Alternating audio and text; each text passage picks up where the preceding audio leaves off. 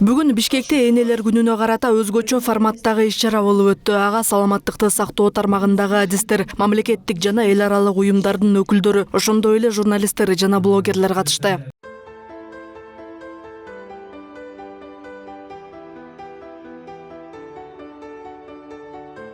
Кыргызстандагы аялдардын, айрыкча кош бойлуу энелердин саламаттыгына көңүл буруу жана алар үчүн каралган мамлекеттик кепилдиктер тууралуу коомчулукка кеңири маалымат берүү максатын көздөгөн иш-чара Кыргыз Республикасынын Саламаттыкты сактоо министрлиги, Бириккен Улуттар уюмунун Калк фондусунун жана Милдеттүү медициналык камсыздандыруу фондунун колдоосу менен уюштурулган. Приветствуем сегодня на сегодняшнем пресс-бранче, посвященном ко Дню матери. Үй бүлөнү пландаштыруудан баштап төрөттөн кийинки ден соолукка кам көрүү маселеси камтылды. Эне болуу бул чоң жоопкерчилик экендигине токтолуп, ал үчүн башкысы ар бир кош бойлуу аялга сапаттуу медициналык жардам жеткиликтүү болуусу керектигин баса белгилейт уюштуруучулар.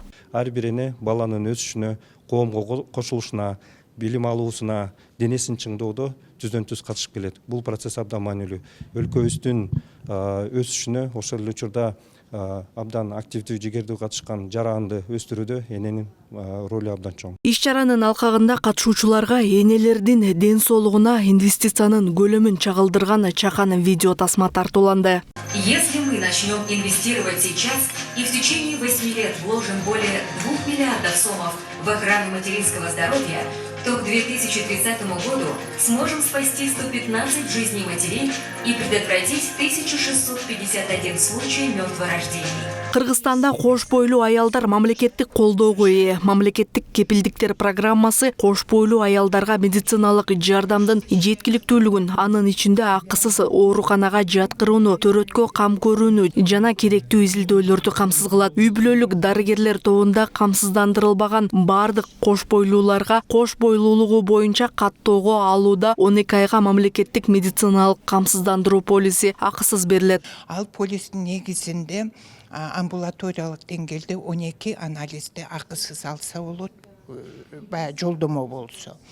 Адан тышкары дагы 42 анализ бар. Ал жерде бүт клиникалык, биохимикалык, иммунологиялык, айтор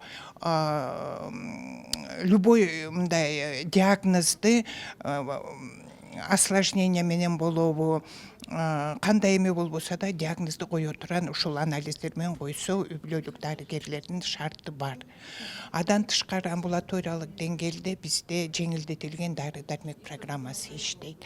Анын негизинде электрондук рецепт менен айымдар үчүн ошол эле препараты железа, бизде кан аз көп болот, фолиевая кислота деген бар, калий ядит, ушул баланы жакшы төрөп, жакшы баягындай оорутпай төрөй турган дары дармектер. Ошол эле калий йодду акысыз алса болот. Ошол эле фолиевая кислотаны 90%га чейин жеңилдүү түрүндө алса болот. Төрөткө коопсуз даярдануу ар бир аялдын укугу. Туруктуу каттоосу жок болсо да кош бойлуу айымдар медициналык көзөмөлдө болуп, кош бойлуулукту коштоо мүмкүнчүлүгүнө ээ. Биз ушул Национальный центр охраны материнства и детства ушу пропискасы жок, 6 айга чейин ичинде бул пропискасы жок болсо, биздин Национальный центрге биз кабыл алабыз. Прописканы 6 айдан көп болсо обязательно барып пропискага туруш керек. Ошол өзүнүн ошол району кайсыл центр планирования караса, ошол жака барып туруш керек.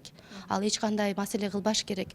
Сонго барып туруш керек. Аны ошол бумажка менен барса обязательно кабыл алуу керек. Кош бойлуулукту пландоо аялдын ден соолугун алдын ала текшерип, инфекцияларды дарылоо, витаминдик жетишсиздикти жоюп, баланстуу тамактануусу жана жакын адамдардын колдоосу эне баланын ден соолугуна салым кошуу дейт адистер. Бир гана аял жооптуу болбосун, анын жолдошу дагы, жакын адамдары баардыгы жооптуу болуш керек. Ошол эле кооптуу белгилерди билиш керек аял.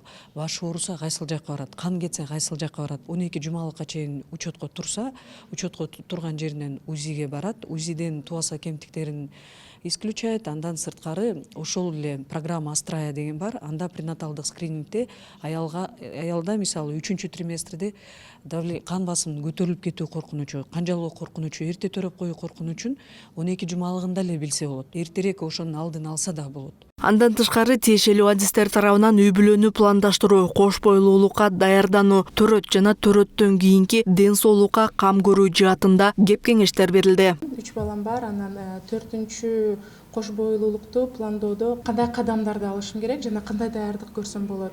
Здоровая мама, здоровый ребенок. Ден соолукту, кош бойлуулукту алдын алуу бул аябай чоң маселе аял кишиге. Ал үчүн эмне кылыш керек? Ал үчүн бизде протокол боюнча алдыңкы дарылар бар. Бул фолиевая кислота, фолий кислотасы 400 микрограмм бир күндүк дозасы, калий йодит деген бар, потому что биздин ачак йодтон аз, употребляемостька кирет, ошон үчүн 200 микрограмм ичиш керек.